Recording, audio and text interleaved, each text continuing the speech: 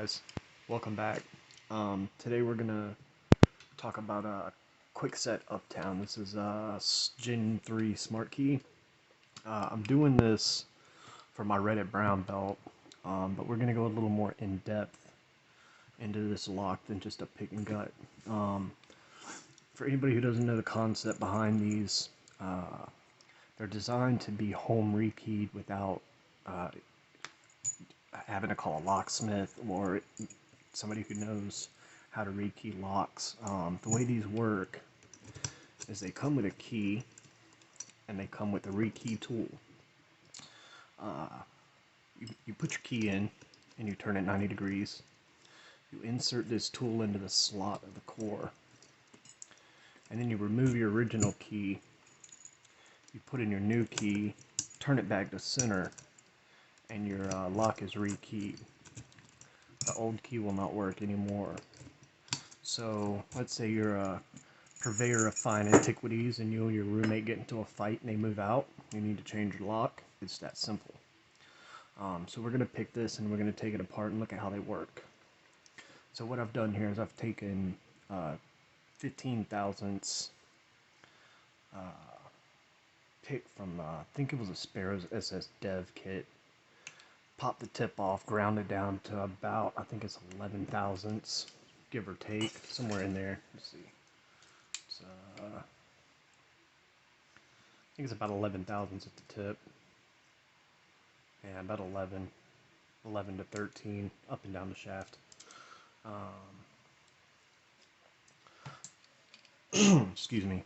So the way these work is there's a sidebar and there are sliders for key pins.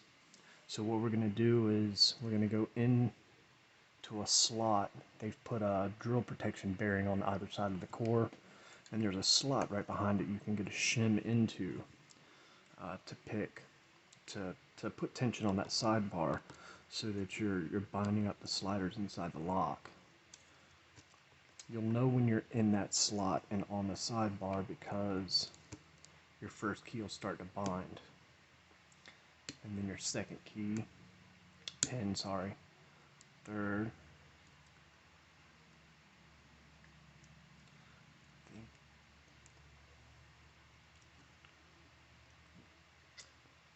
so as you pick these sliders in here, you're gonna feel that shim slide back into the channel of that sidebar. Once you have it picked, I need a tougher tension bar. Once you have it picked, you just take a stout tension bar, put it at the top of the keyway, and as you slide shim out, if it's picked, that keyway will turn. There's not really any way to know other than your shim sliding down that sidebar groove if it's picked or not. But there's a break in that bar halfway down that is open.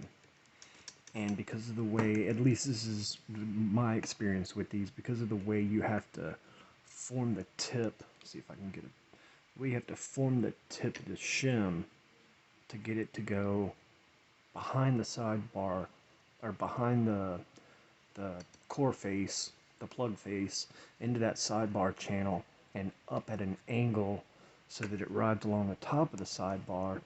If you don't have the third, at least in this one, if you don't have the third slider picked properly, then your shim will pop out of that sidebar groove and it'll continue to slide in but will not be picked. There's no way to tell that without pulling the plug out or extracting the shim. Of course, now that I've got this recording, it's not going to want to pick for me.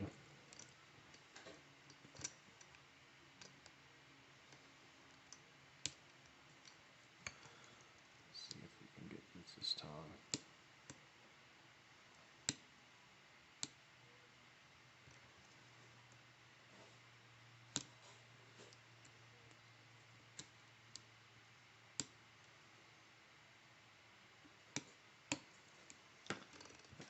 that was it. But again, may not be, and no way to tell. Nope. The only way to check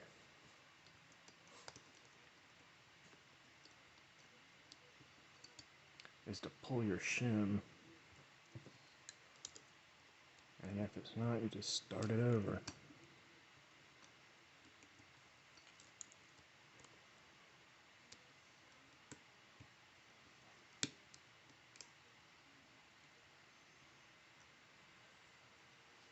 If you go to pick a slider and it's super bound, doesn't want to move, you may need to pull your shim out a little bit. Let's see if that's got it.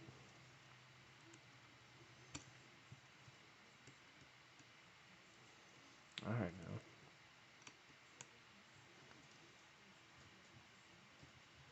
now. There we go. Okay, now we're open. All right. So it is open.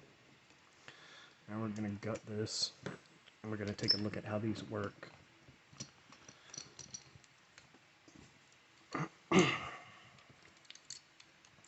So they have a retaining clip here that holds the actual core into the face, and then they have an E-clip on the back. Let's see.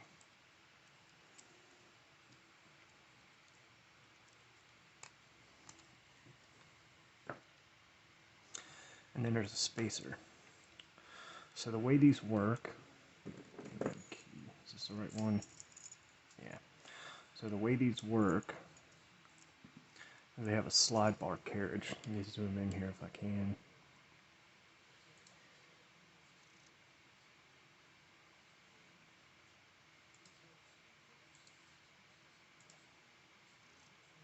No. Trying to zoom in.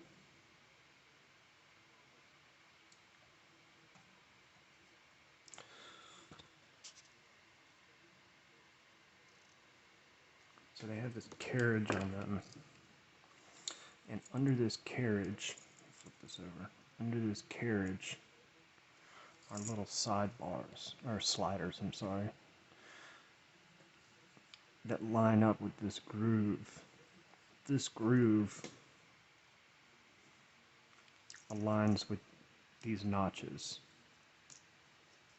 Alright, that groove lines up on these notches, and each one of these sliders line up on the little, there's a little, I don't know if you can make that out, but there's a little sidebar, I guess, I don't know what you call that,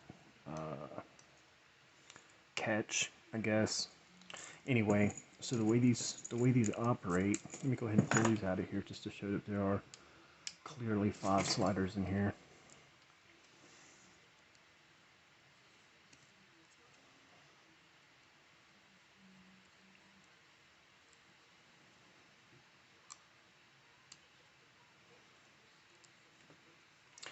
So you've got the groove on the back is actually for the sidebar.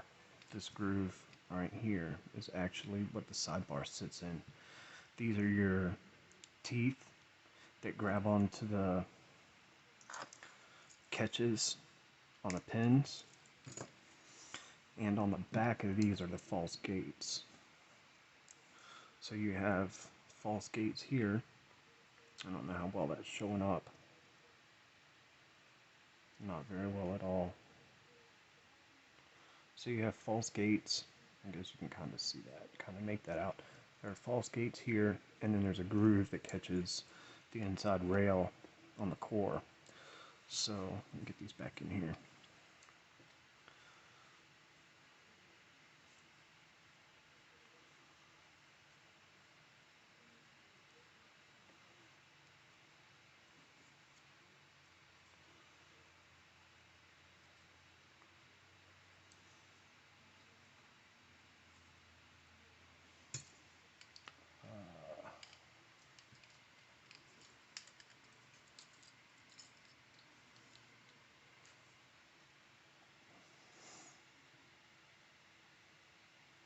So you can see that these are lined up with that side, with that channel on the top.